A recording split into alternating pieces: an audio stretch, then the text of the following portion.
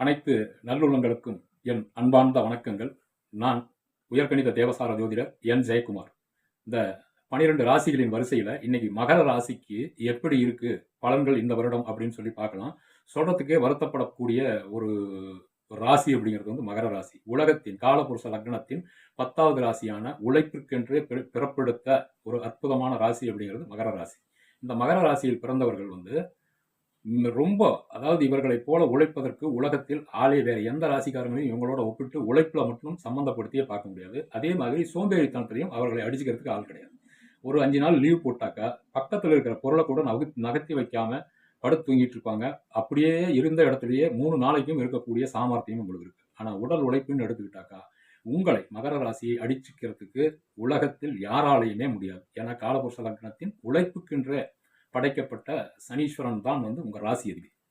ஆக உங்க ராசிக்கு 2ல சனீஸ்வரன் இருந்து 2ஆம் இடத்தை காப்பாத்திட்டு இருக்கிறார். அதாவது குடும்பத்தை காப்பாத்திட்டு இருக்கிறார், உங்க வாக்கை காப்பாத்திட்டு இருக்கிறார், தனத்தை காப்பாத்திட்டு இருக்கிறார். காரணம் என்ன அப்படின்னாக்கா சனீஸ்வரன் இருக்கிற இடத்தை காப்பாற்றக்கூடியவர். பணம் அப்படிங்கிற ஒரு விஷயத்துல ஏற்றத்தாழ்வுகள் இருந்தாலும் அப்பப்ப தேவையான அளவுக்கு கொடுத்துக்கிட்டே இருக்கிறார். அதுக்கு காரணம் என்னன்னாக்கா தனத்திற்குண்டான கிரகத்தின் வீட்டில் இருக்கிறாரு. இன்னொன்னு அந்த தனக்காரகனாகிய குருவனுடைய பார்வை உங்களுடைய லக்னத்துக்கு விழுந்துட்டு இருக்கிறதுனால உங்களுக்கு தேவையான பணம் கிடைச்சிட்டு இருக்குது. மிதமிஞ்சிய பணம் கிடைக்கல. நீங்க கிட்டத்தட்ட 8 வருஷமா படாத அவஸ்தைப்பட்டு இருக்கீங்க. அதுக்கு எல்லாம் விமோசனம் வரக்கூடியது இன்னும் 6 மாத காலம் இருக்கிறது. அதாவது எரிச்ச ஒரு எரியப்பட்ட எரிஞ்சுக்கிட்டு இருந்த ஒரு அடுப்புல கையை வச்சு பாருங்க, அணைச்சதுக்கு அப்புறமும் சூடு இருக்கும். அப்படி அந்த சூடு இன்னும் தனியில. அதுக்கும் உங்க ராசி அதிபதி தான் காரணம். ஆகையினால உங்களுக்கு இன்னும் வந்து ஒரு 5-6 மாச காலம், 5 மாசம் தான் உறுதியா சொல்ல முடியும். காரணம் என்னன்னாக்கா 6வது மாசம் 2ஆம் தேதி குரு பெயர்ச்சி நடக்கிறதுனால குருவனுடைய பார்வை வந்து சனீஸ்வரனுக்கு கிடைக்க பெறும்போது 2ஆம் பாவம் அப்படின்னு சொல்ற தன குடும்ப வாக்குஸ்தானத்திற்கு குருவனுடைய பார்வையும் சனீஸ்வரன் அங்க இருக்கிறதும், உங்க ராசி அதிபதி சனீஸ்வரன் அங்க இருக்கிறதும் உங்களுக்கு அற்புதமான வளர்ச்சியையும் பொருளாதார மேன்மையையும் இத்தனை நாள் பட்ட கஷ்டத்துக்கு ஒரு அற்புதமான எதிர்காலத்தையும் உருவாக்கி கொடுக்கறதுக்கு அந்த குரு பகவான் தயாரா இருக்கிறாரு. அந்த வாய்ப்பை நல்லபடியா பயன்படுத்திங்க. சனீஸ்வரனுடைய பார்வை 7ஆம் பார்வை அப்படிங்கிறது வந்து உங்களுடைய ராசிக்கு 8வது வீட்டை பார்க்கறதுனால அசிங்க அவமானங்கள், பெரிய ஒரு கடன் தொல்லைகள், மறைந்திருந்து உங்களை தாக்கக்கூடிய எதிரிகள் அப்படின்னாக்கா அடிக்கிறவங்கலாம் கிடையாது. உங்களை வந்து மறைமுகமாக எதிர்க்கக்கூடிய எதிரிகள், இவர்கள் எல்லாம் பலம் பெற்று பலத்தோடு இருக்கிறாங்க. சனீஸ்வரனுடைய பார்வை அவர்களை எல்லாம் தூண்டிவிடும். அடுத்ததாக வந்து 8ஆம் இடம்ங்கிறது வந்து விபத்து அப்படின்னு அர்த்தம். விபத்துனாக்கா வாகனத்தில் போகும்போது அடிபடுறது, வேலை செஞ்சுட்டு இருக்கும்போது அடிபடுறது, இந்த மாதிரியான விஷயங்கள் நடக்கக்கூடும். நரம்பு சம்பந்தமான பிரச்சனைகளை உங்களுக்கு உருவாக்கக்கூடிய சந்தர்ப்பங்கள் இருக்குது. அதுல இருந்தெல்லாம் உங்களை கொஞ்சம் பாதுகாத்துங்கன்னா இங்க கவனத்தோட இருக்கணும். அடுத்தது சனீஸ்வரனுடைய 10ஆம் பார்வை அப்படிங்கிறது வந்து லக்னத்திலிருந்து 11வது ராசிக்கு விழுகிறதுனால தொழில் லாபம் அப்படிங்கிறது, தொழில் மூலியமா வரக்கூடிய வருமானங்கள் உங்களுக்கு வந்து எதுக்குமே பத்தாது. மொத்தத்தில் உங்களுடைய பொதுவான செலவுக்கு அது வந்து பத்தாம ஏற்றத்தாழ்வுகளாகத்தான் ஓடிட்டு இருக்குது வாழ்க்கை. அந்த நிலைமை வந்து 6வது மாசத்துக்கு அப்புறம் உங்களுக்கு அற்புதமாக மாறக்கூடிய வாய்ப்பு 100% இருக்குது. குருவனுடைய பார்வையும் வந்து உங்களுக்கு அந்த 11வது ராசிக்கு விழுகிறதுனால லாபம் ஓரளவுக்கு வந்து உங்களுக்கு கட்டுப்படி ஆகக்கூடிய அளவுக்கு இருக்குது. திருப்திகரமாக இல்லை. அப்புறம் சனீஸ்வரனுடைய 3ஆம் பார்வை அப்படிங்கிறது உங்களுடைய ராசிக்கு 4 அப்படிங்கிற சுகஸ்தானத்தை பார்க்கறதுனால சுகர் சம்பந்தப்பட்ட விஷயங்கள், கணையம், பெண்களாக இருந்தால் கர்ப்பப்பை சம்பந்தமானது, மென்சஸ் ஆகிறதுல, பீரியட் டைம்ஸ் இதெல்லாம் தவறி போகிறது, தாயினுடைய சுகத்தில் வந்து பிரச்சனைகளை ஏற்படுத்தக்கூடிய ஒரு வாய்ப்புகள் எல்லாம் இருக்கு. அதையெல்லாம் கொஞ்சம் கவனத்தோட பார்த்துக்கணும். வண்டி வாகனங்கள் எல்லாம் வந்து கொஞ்சம் கவனமாக இருக்கணும். 4ஆம் இடம்ங்கிறது வாகனம். அடுத்தது அசையா சொத்து. சொந்த வீடு இருக்கிறவங்க சொந்த வீட்டின் பேர்ல எதுவும் கடன் வாங்கிடாதீங்க. கட்டுறதுக்கு நீண்ட காலம் ஆகும் அப்படிங்கிறத மனசுல நல்லா ஞாபகம் வச்சுக்கோங்க. வீடு கட்ட நினைப்பவர்கள் இந்த நேரத்தில் வீடு கட்டலாம். காரணம் என்னன்னாக்கா ஒரு ரிஸ்க் எடுத்துக்கிறது நல்லது. இந்த டைம்ல இந்த மாதிரியான நேரத்தில் கொஞ்சம் ரிஸ்க் எடுத்துக்கணும். அளவா ஒரு வீட்டை கட்டணும் அப்படிங்கிற ஒரு முடிவோட கட்ட ஆரம்பிங்க. அது முடிவடைஞ்சிடும். அடுத்ததா ராகு பகவான் வந்து லக்னத்திலேயே இருக்கிறார். உங்க லக்னத்திலேயே இருக்கிறதுனால உங்களுடைய ஐடியா, உங்களுடைய திட்டங்கள் எல்லாமே வந்து பிரம்மாண்டமா தான் இருக்கும். உங்ககிட்ட ஒரு ஐடியா கேட்டாக்க ரொம்ப பிரம்மாண்டமா சொல்லுவீங்க. காரணம் என்னன்னாக்கா ராகுனாவே பிரம்மாண்டம்னு அர்த்தம். ஆனா ராகு உங்க லக்னத்துல ராசியில உட்காந்துட்டு இருக்கிறது ஒரு பலம். காரணம் என்ன அப்படின்னாக்கா ராகு வந்து சனீஸ்வரனை போல் அப்படிங்கிறப்போ இருக்கிற இடத்தை காப்பாற்றக்கூடிய வல்லமை படைத்த கடவுள் அது. இன்னொன்னு 7ல கேது இருக்கிறாரு, லக்னத்துல ராசியில ராகு இருக்கிறாரு. நீண்ட காலமாக திருமணம் ஆகாதவர் இந்த வருடம் திருமணம் நிச்சயமாக 100% திருமணத்தை நடத்தி வைத்துவிடும் ராகு. அப்படிங்கிறதுல நீங்க உறுதியா இருக்கலாம். அடுத்தது வெளிநாட்டு சம்பந்தப்பட்ட விஷயங்கள் இப்போ உங்களுக்கு கொஞ்சம் தூண்டுதலாக இருக்கும். ராகுனாவே வெளிநாடு, மின்சாரத்துறை, ஒட்டுமொத்த மின்சாரமும் ராகு பகவான் தான். அதனால ராகு வந்து இந்த மின்சாரத்துறையில் இருப்பவங்களுக்கும் வெளிநாடு போகணுன்ற ஆசைப்படுறவங்களுக்கும் மிக மிக அதிகமான ஆசைகளை தூண்டிவிடக்கூடிய காலம் இது. அதை வந்து நடக்க உங்களுடைய சூழ்நிலை எப்படி இருக்குதோ அதுக்கு தகுந்த மாதிரி திட்டமிட்டுங்க. ஏன்னா உங்களுடைய தனிப்பட்ட ஜாதகத்தில் உங்களுடைய திசாபுத்தி எப்படி இருக்குதோ அதுக்கு தகுந்த மாதிரி தான் நீங்க வாழ்க்கை முறையை அமைச்சுக்கணும். பொத்தாம் பொதுவா ராகு வந்து லக்னத்துல இருக்கிறாரு, ராகு 9ஆம் இடத்துல இருக்கிறாரு, ராகு 12ல இருக்கிறாரு அப்படின்னு வெளிநாட்டு திட்டத்தை எல்லாம் போடக்கூடாது. உங்க ஜாதகத்தை ஆராய்ந்து அதை முடிவு செய்து கொள்ளுங்க.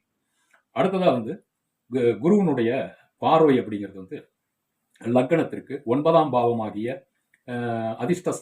அதிர்ஷ்டம், தந்தை வழி சொந்தங்கள், தந்தை, வெளிநாடு அப்படின்னு சொல்லக்கூடிய அந்த 9ஆம் ராசிக்கு விழுகிறதுனால ஒரு ஆலய தரிசனம் செய்யறது, நீண்ட நாள் வேண்டுதல்களை நிறைவேற்றுறது, கடவுளுடைய அனுகிரகம் கிடைக்கிறது, இந்த மாதிரியான விஷயங்களும், தந்தை வழி சொத்துக்களை வந்து விற்கிறதுல சிரமம் இருந்தால் இந்த டைம்ல நல்ல விலைக்கு விற்கலாம். அதுல ஏதாவது வில்லங்கம் இருக்குது, உங்களுக்கு அந்த சொத்து வர வேண்டி இருக்கு அப்படின்னாக்கா தந்தை வழியில் வரக்கூடிய விஷயங்கள் அனைத்தும் குரு பார்வை இருந்தால் ரொம்ப விரைவாக நடக்கும்.